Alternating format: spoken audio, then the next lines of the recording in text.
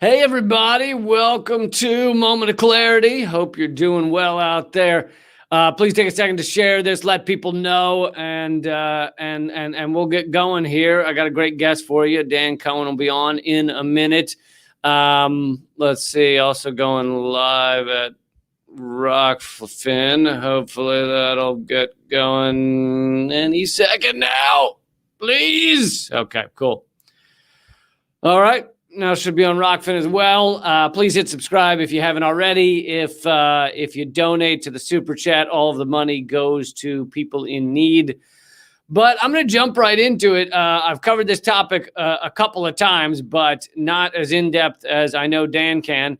And many of you had a lot of questions. I didn't have all the answers, but which is why I bring on smarter people, or at least people that study important shit like this more than I might.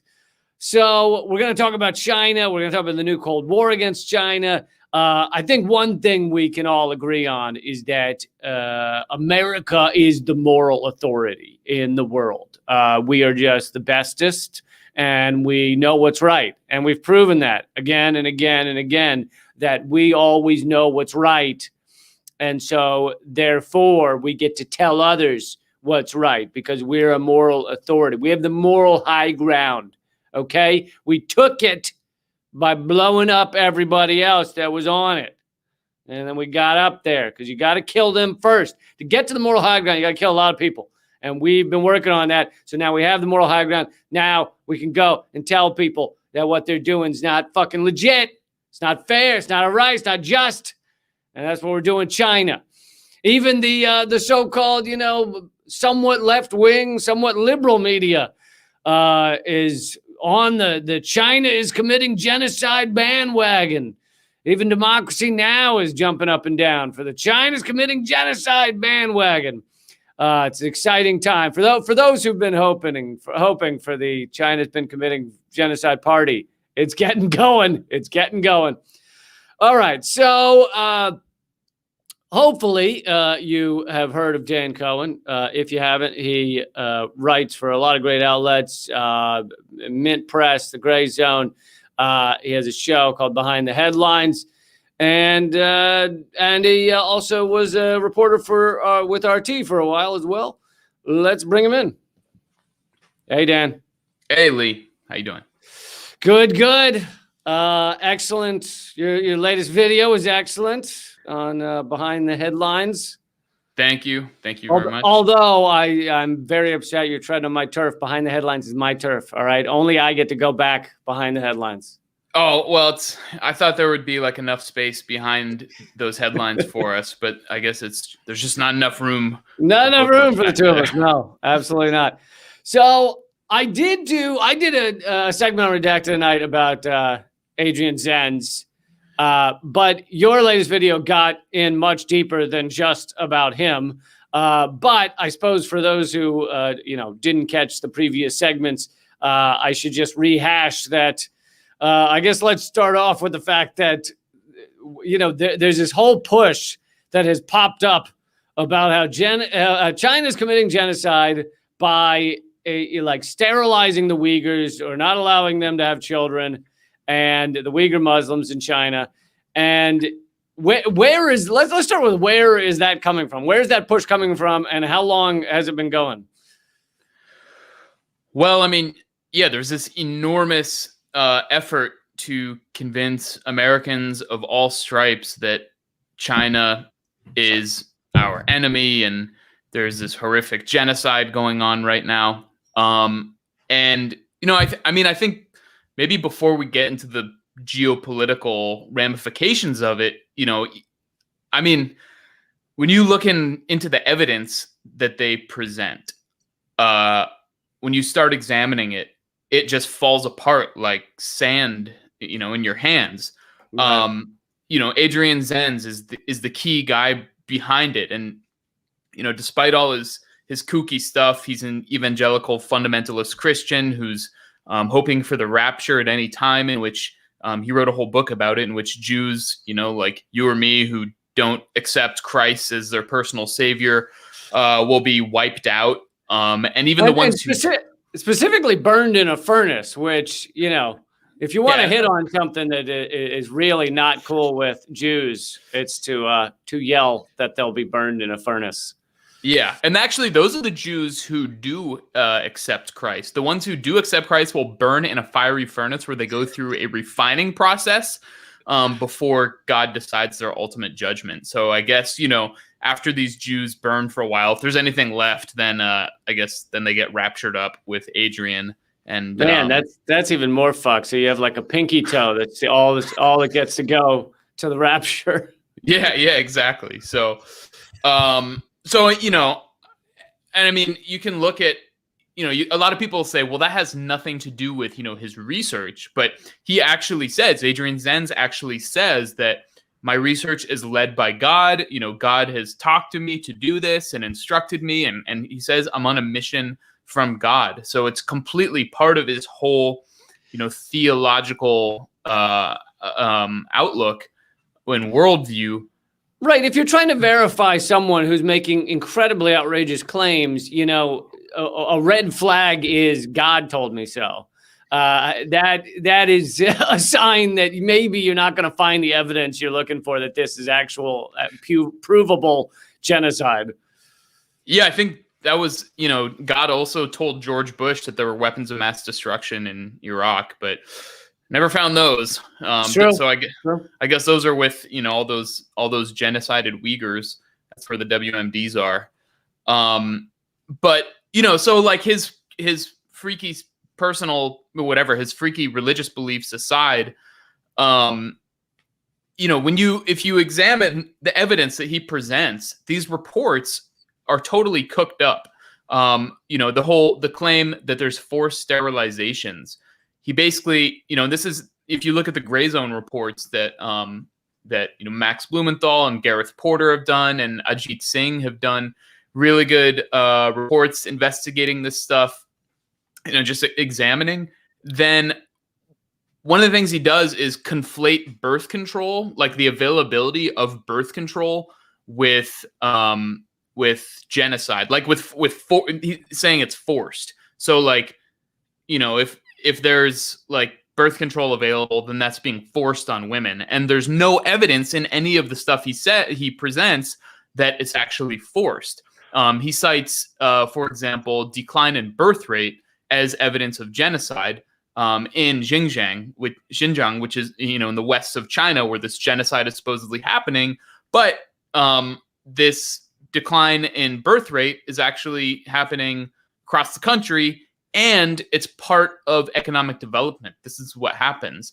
One of the things, and you know, I show in my video that I came across was a report from the U.S. Naval Institute from 2015 saying that China's strategy to decrease ethnic tension, which there historically is ethnic tension between Han Chinese and Uyghur Muslims, is to economically develop the area. And so that's what they're doing. But now all of a sudden, this economic development is, you know, the U.S. considers it a threat. And so right. So that was the Navy put out a report. And so Right. that is our own government back in 2015 saying this is what China's doing. And now they've done like a 180. Like, no, they're not trying to build up that area. They're trying to commit genocide.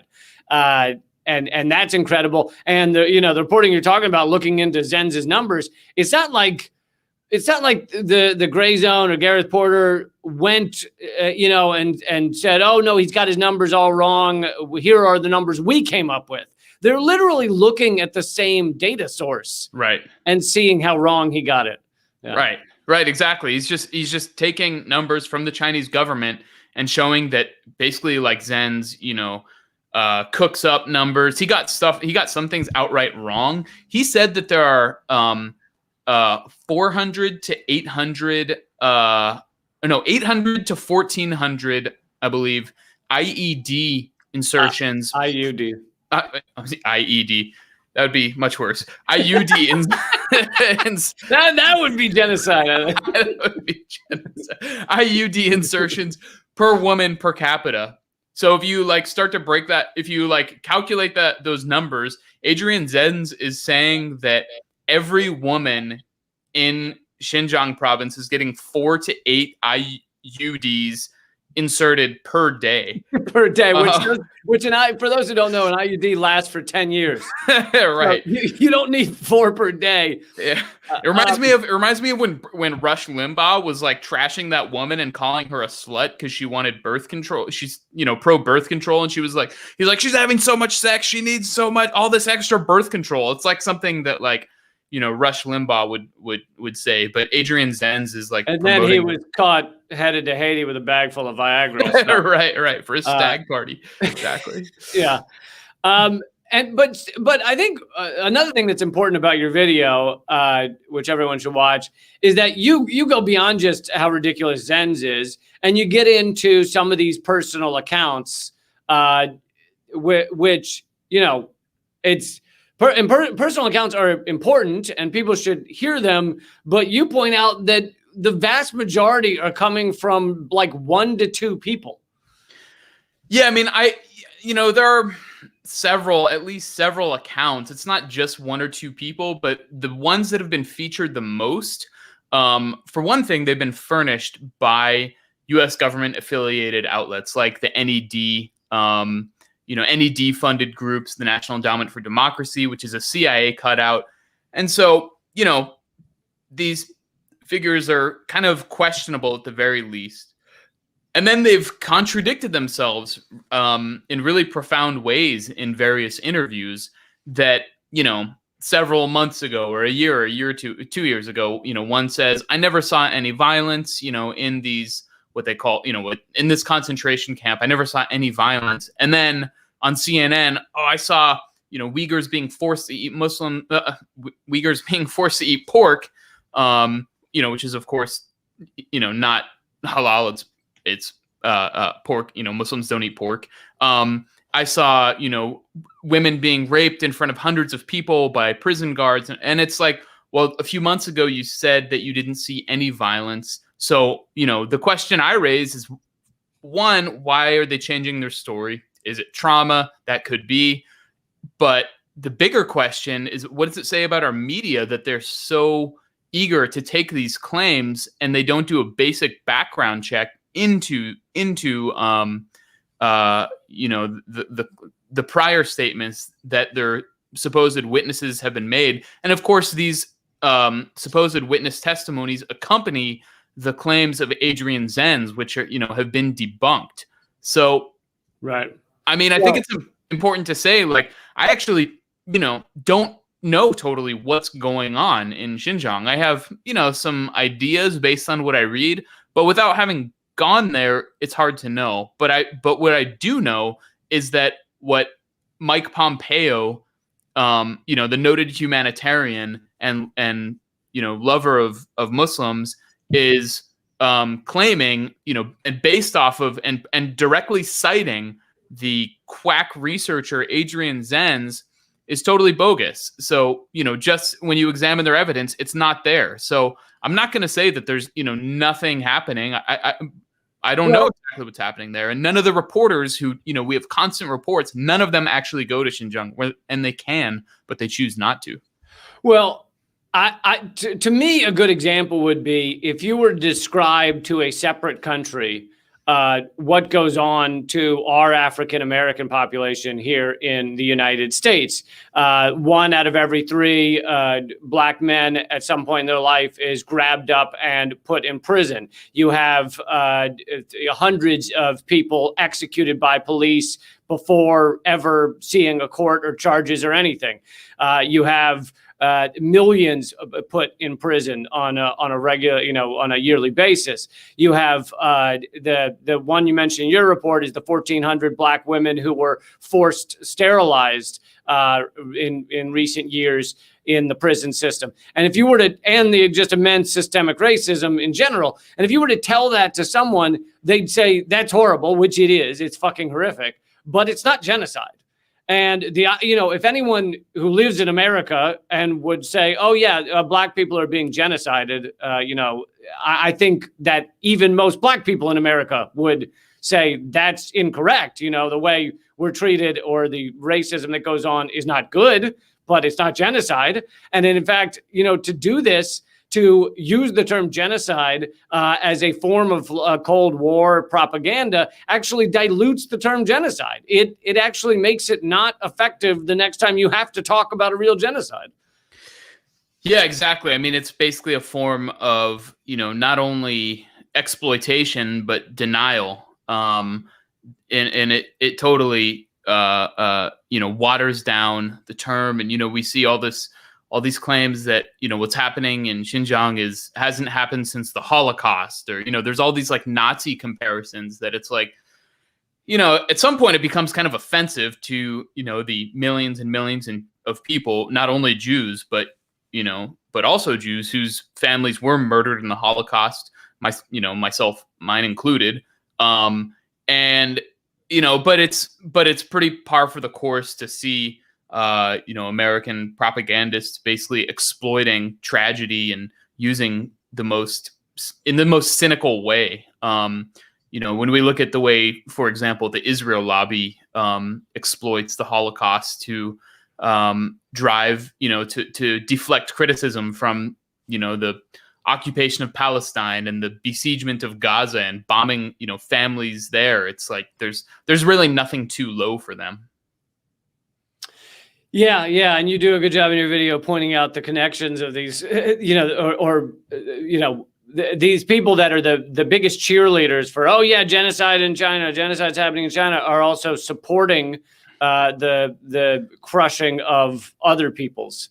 So at one moment they're saying, "Oh, we care so much for the Muslim Uyghurs," and the next moment they're saying, "Yeah, absolutely, we should just obliterate other groups of people." Yeah, exactly. I mean, it's a predominantly right-wing narrative. The Uyghur genocide myth is very popular on the right wing, not as much on the left, but there have been some figures. Except for Democracy Now! Is diving in. Democracy Now! Is running with it, and The Intercept also is running with it. But I don't really consider, The Intercept, for example, it's not a real left-wing outlet. It brands itself as adversarial and, but it's not. Let alone its source of funding, right. A Silicon Valley oligarch who's basically bought off, some of 10 years ago were some of the more, prominent left-wing journalists who have now been totally neutered. It's just not a left-wing outlet anymore. Right. And I don't mind getting into a tangent on this because I think I've only talked about it in one other video, but it seems increasingly that The Intercept is, maybe was designed from day one as kind of a catch and capture program. Glenn Greenwald was so big that it didn't really, sorry about that, it didn't really affect him, until it did and he quit. But he was basically, free to keep doing what he does, which is largely excellent work. But and then they tried to censor him and he left. But with the others, it's like, people that have done great work in the past, like Jeremy Scahill and Naomi Klein and stuff. It's like they go there and they may still do some good work here and there, but it's a tiny fraction of what they used to be. They used to be so influential, and now they're just kind of paid to almost go away. Yeah, exactly. That's exactly it. I think it's basically paying people to shut them up. There are a handful of respectable reporters at The Intercept, but by and large, the most prominent ones, Jeremy Scahill is basically, out fishing for eternity. He did like an 8-part series on how bad Trump is, which, went nowhere. People needed to learn that because a lot of people were unsure whether. Yeah, Trump did you know he's a bad guy, Lee? Did you know he's a bad guy? And then, so I don't want to go too deep, on The Intercept, but it's not what it says it is. And, you brought up Democracy Now!, which I show in my video, how it's, been a key promoter of the Uyghur genocide myth among kind of, progressive figures, but largely it's a right-wing narrative. And you see, the biggest apologists for Israel's massacres in Gaza, for example, this is the example that I show, Rick Scott, saying, Chinese genocide of Uyghurs going on. We need to stop it. And then, he's totally pals with Benjamin Netanyahu, who's just, a total butcher.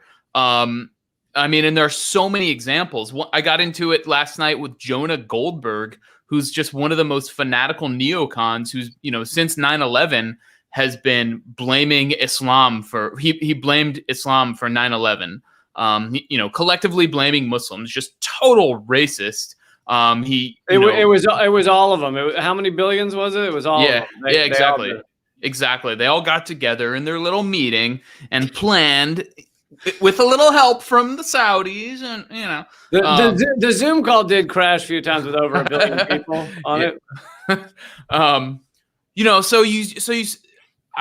been kind of going on hitting these people on Twitter and just kind of talking about it more to show. I really want progressives to see that it's a right-wing narrative, and one of the utilities it has is to discredit socialism and an alternative to the horrific dystopian nightmare that we're living in the U.S., where the kind of duopoly cartel capitalist system, where for whatever problems China has, they eliminated extreme poverty this year coming out of a pandemic. They controlled the pandemic. Like, China has to be commended for a lot of the what they've accomplished. And this is also, a formerly colonized country that was really backwards and underdeveloped for a long time as a result of Western imperialism.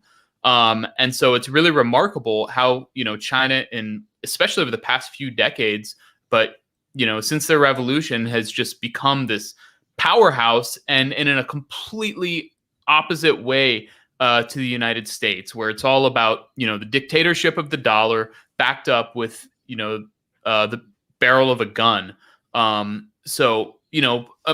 The Americans are, progressives are really good at criticizing the status quo, but I think what this is about is discrediting an alternative vision, an alternative system. Not that, I'm not saying that, I want like China to take over the US, but what I want is for, a different system where it's like, why can't we eliminate poverty? Why is it that there are homeless people everywhere in DC? Why is in a majority black city, why do I go outside and there are black people sleeping on the streets? Why is gentrification going on?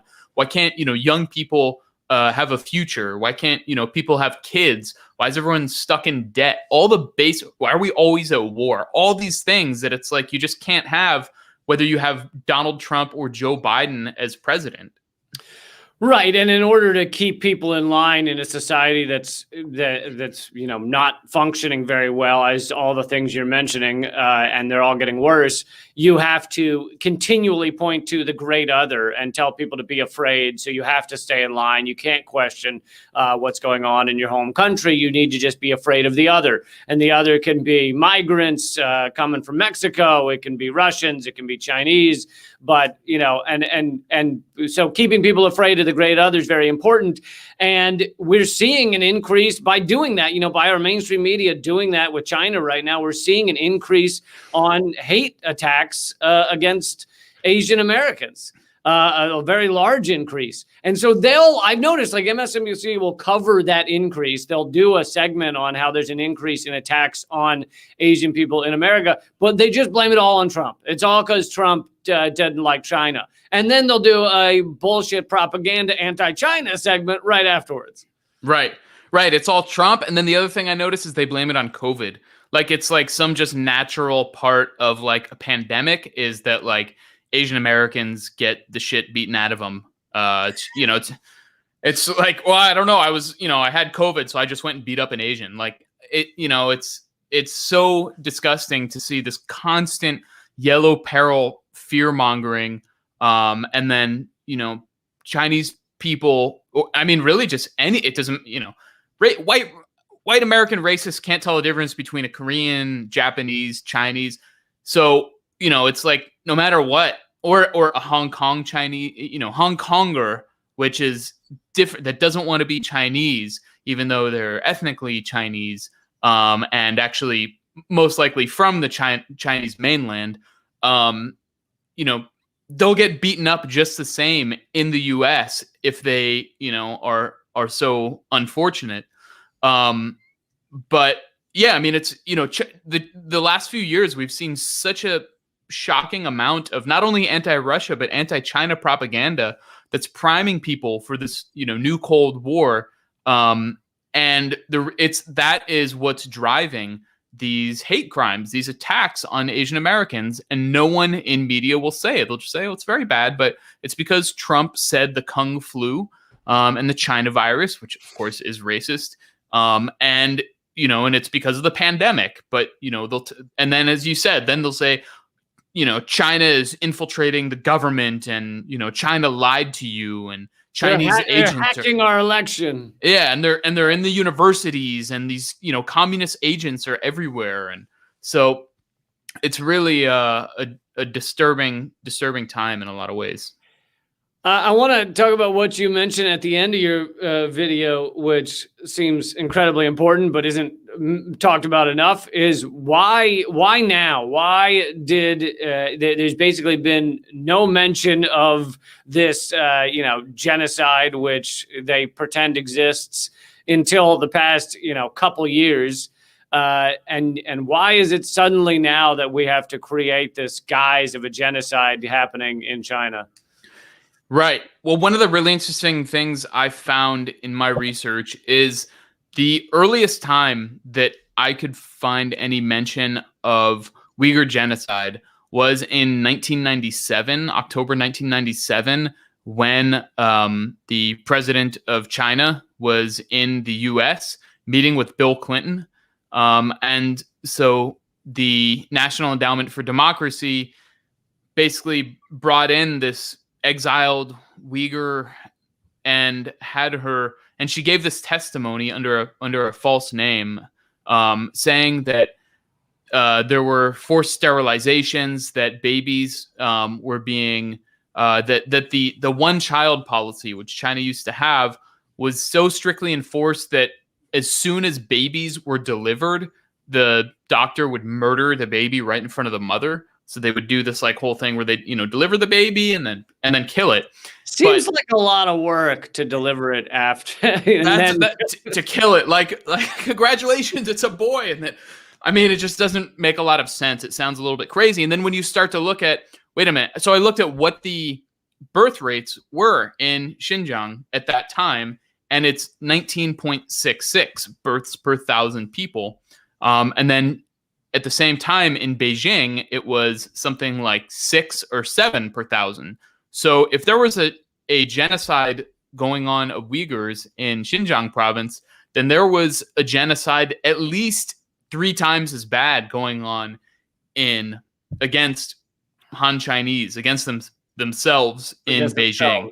Right. So they were genociding themselves way worse. And so, obviously this, and at that same time, there was no, the one-child policy was not enforced in ethnic minorities. It was only applied to Han. So Uyghurs were not subject to that. So it's just totally false. And then you have Chris Smith, the congressman from New Jersey, who's still there, who is a favorite of the Christian right. A few months before, he's giving this testimony. I don't know where Chris Smith got it, but he's saying that they're sterilizing people and all these horrible things. And then a few months before that, I found he was at the March for Life rally railing against abortions and, calling Clinton the abortion president. And basically he's against women's rights. So, again, it's these right-wing Christian fanatics equating, progress to genocide.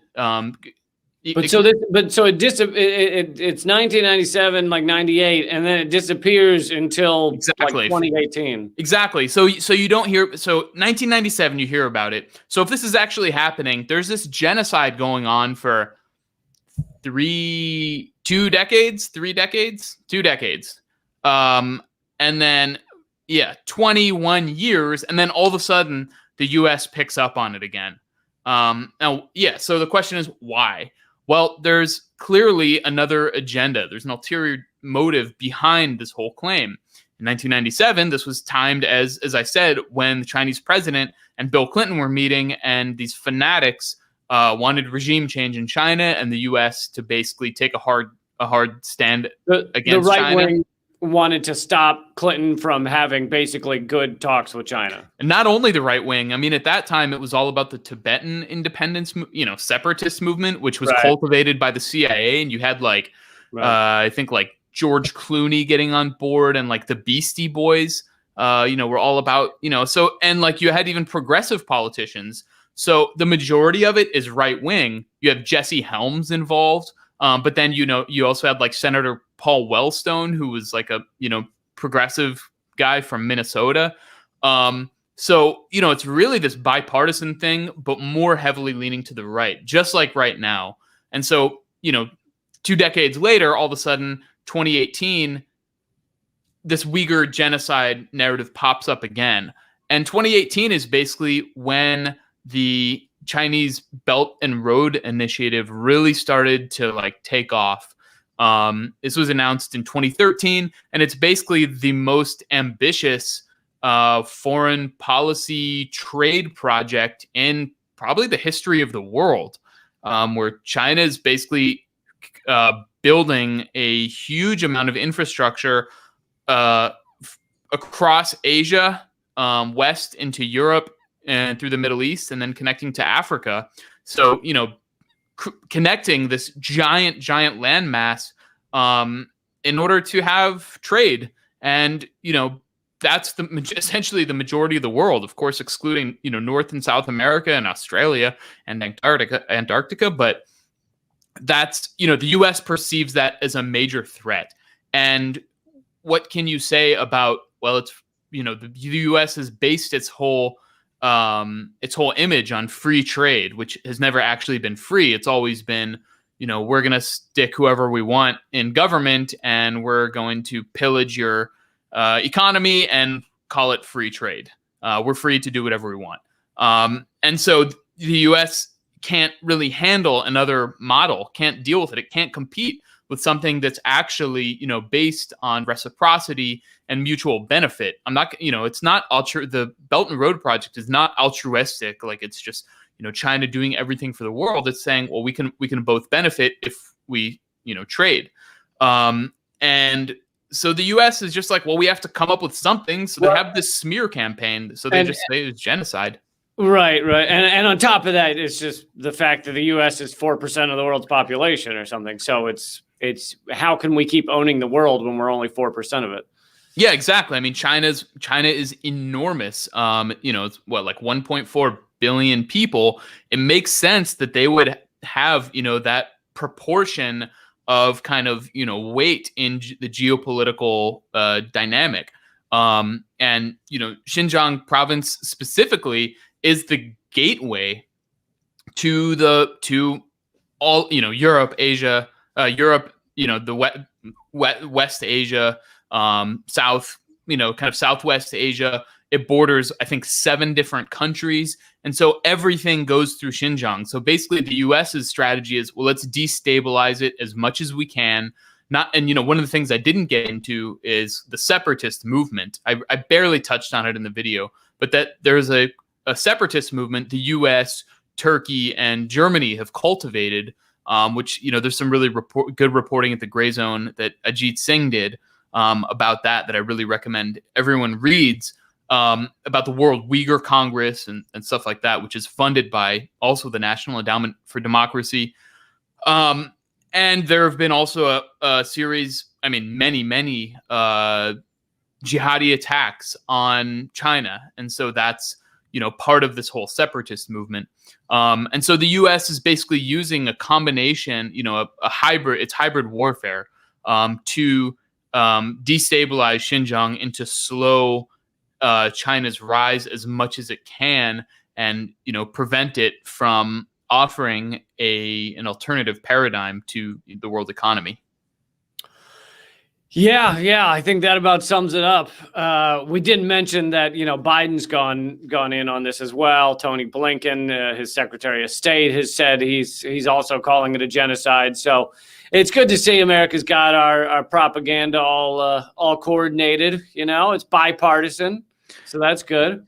Yeah, so much for Biden having like a sane foreign policy, building back America better again. Great job this time. Like it's all the pessimists, myself included, are being vindicated, unfortunately, by Biden, and the appointment. Biden has appointed China Hawk to lead the Asia Affairs section of the State Department, Eli Ratner, and so it's. And there's massive militarization. The Pentagon just announced huge deployment in to basically surround China even more. So, it's not only the economic angle, the economic warfare. There's a very serious military element too. That's really dangerous. And I'm not going to say that we're about to have some hot war with China, but the more that we deploy, the more likely that becomes. The more we show aggression, then it becomes a possibility. It's pretty aggressive of China to locate themselves in the middle of all of our bases like that. So it's true. Why would China, be like by the South China Sea? How could they do that? We're supposed to have freedom of navigation there. Yeah. They can't interfere with our freedom of navigation in the South China Sea. Straight up assholes. Thank you, Dan, so much for doing this. What's the best place for people to get all your shit? I go to my Twitter at Dan Cohen 3000. I post my shit there. My shit is also on Behind the Headlines YouTube. Subscribe to our Behind the Headlines YouTube channel. That's where videos are. I do some writing for Mint Press News from time to time. So soon we'll have a website up for Behind the Headlines, and we'll just all be there. But follow me on Twitter at Dan Cohen 3000. Hit me up, subscribe, throw me 50 cents on Patreon or whatever, and I'll appreciate it greatly. Cool, man. Thanks a lot. Hope to see you soon. Thanks a lot, Lee. So that was Dan Cohen. Hope you enjoyed that. He does excellent work. You should absolutely be reading it and watching it and everything else. Thank you guys for joining me. And I do these videos every single weekday, except sometimes. And they're at leecamp.com. If you don't get the feed, you can just check out leecamp.com. Or go to youtube.com/moment of clarity or rockfin.com/leecamp. I moved my Patreon. I'm moving my Patreon in the process, moving my Patreon to liberapay.com/leecamp if you want to be a member there. liberapay.com/leecamp because they don't take a cut. All right. Thank you guys and keep fighting.